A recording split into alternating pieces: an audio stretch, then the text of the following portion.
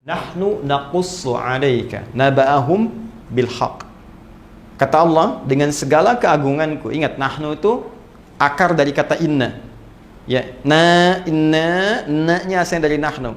Ta'zimun nafsi, ta'zimus sya'ni. Masih ingat pelajaran kita di Aku Suka saat Ramadan? Ta'zimun nafsi menunjukkan keagungan Allah, ta'zimus sya'ni menunjukkan kehebatan, keagungan, kebesaran informasi yang akan disampaikan. Ya, seakan Allah ingin mengatakan, demi keagunganku, demi kehebatanku, aku sampaikan informasi yang sangat berharga, informasi yang sangat bernilai, yang sangat dahsyat, sangat hebat. Nahnu naqussu 'alaika naba'ahum bil haqq. Kami kisahkan kisah para pemuda yang hebat itu, ya kan? Dengan sesungguhnya. Siapa para pemuda itu? Innahum fityatun amanu bi rabbihim. Nih, kalimatnya menggunakan ini.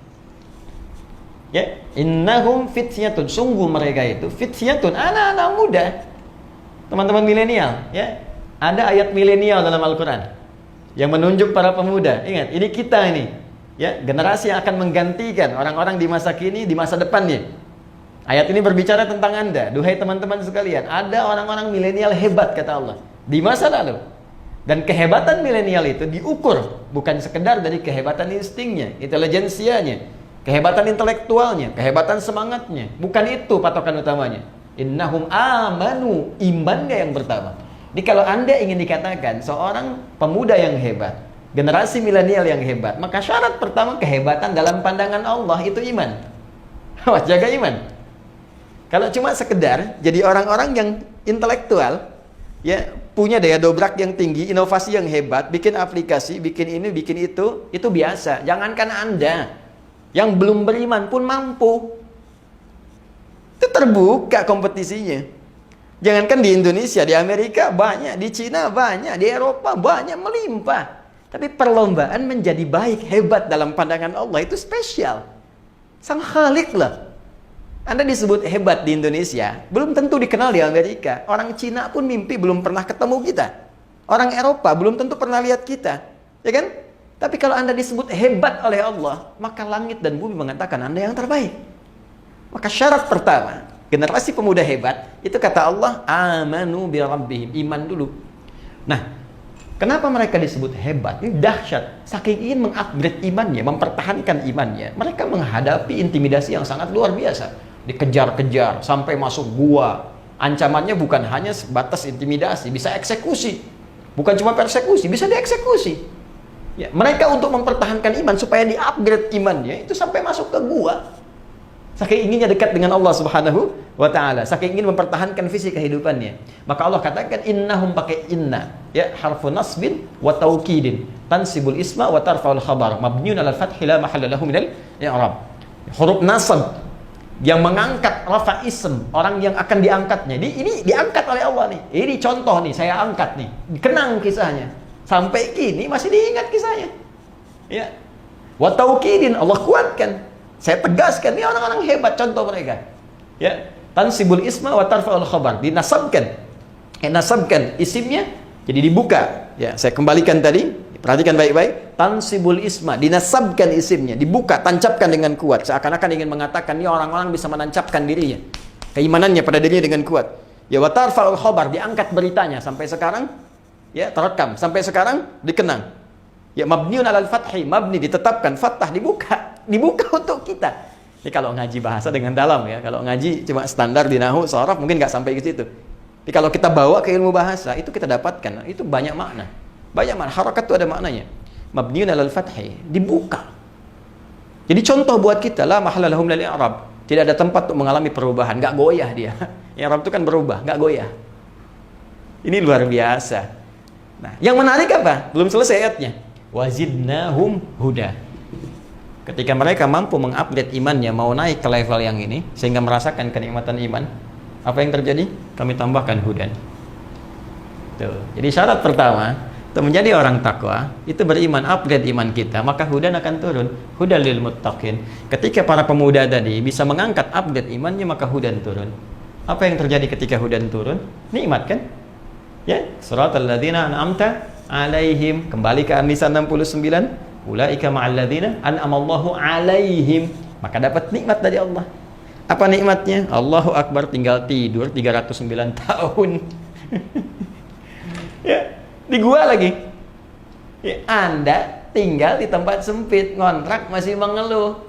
Sederhana, mereka di gua, kasur nggak ada, tempatnya keras, sinar terbatas. Tapi kalau sudah mendapatkan hudan, ya nikmat saja. Ya, matahari putar kanan, putar kiri, cahaya dicukup, nikmat. Bayangkan 309 tahun tidur enak banget.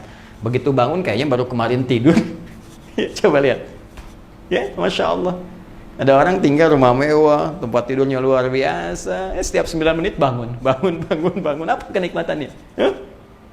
Anda boleh kaya, tapi belum tentu bahagia. Ya. Anda boleh hebat, ya, tapi belum tentu mendapatkan nilai-nilai kemuliaan seperti yang digariskan ini. Jadi ini syahidnya, ini contohnya. Nanti kalau sudah ini datang, upgrade dari amanuna yu'minun, muncullah halawatul iman. Maka kalau sudah begini, sudah. Ya, passion apapun nikmat saja. Apapun tinggal pilih. Mau dengan tenaga, mau dengan harta, mau dengan ilmu, mau dengan kedudukan, bebas, semuanya nikmat.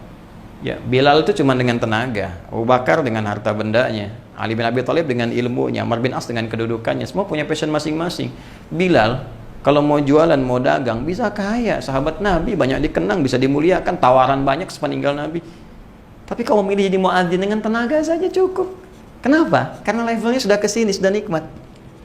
Allahu Akbar, Allahu Akbar. Begitu azan, Nabi mengatakan, aku mendengar suara terumpahmu di surga. Aku mendengar suara terumpahmu. Bilal sederhana, baru adzan, terumpah saya sudah di surga. Ngapain cari yang lain, dengan adzan aja bisa ke surga? Itu Bilal.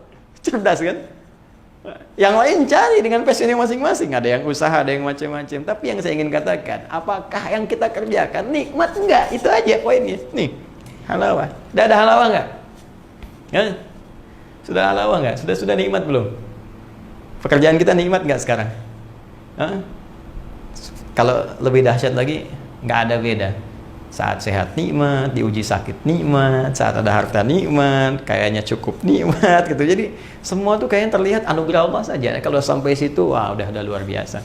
Nah, ini biasanya saking nikmatnya nanti hudan ini kalau sudah masuk kepada jiwa orang beriman, naik tingkat ke sini, maka Allah akan rekatkan di hatinya. Rekat. Jadi hudan itu rekat di hati. Kan iman itu saya pernah sampaikan amalan hati kan? Ada rekat. Rekat itu diikat rabato namanya. Rabato yarbatu. Rabit itu ikatan. Ya.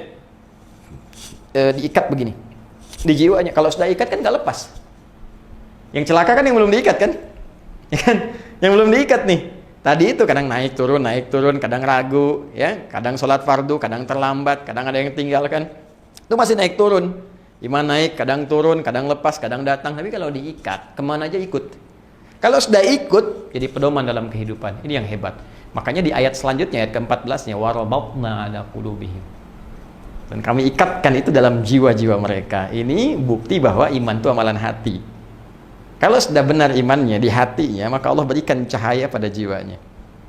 Dan diikat cahaya ini dalam jiwanya. Sehingga kalau sudah diikat, hudan, petunjuk ini menjadi sinar kepada seluruh tubuhnya. Karena itulah ketika dia menjadi sinar, maka semua aktivitasnya dibimbing oleh iman.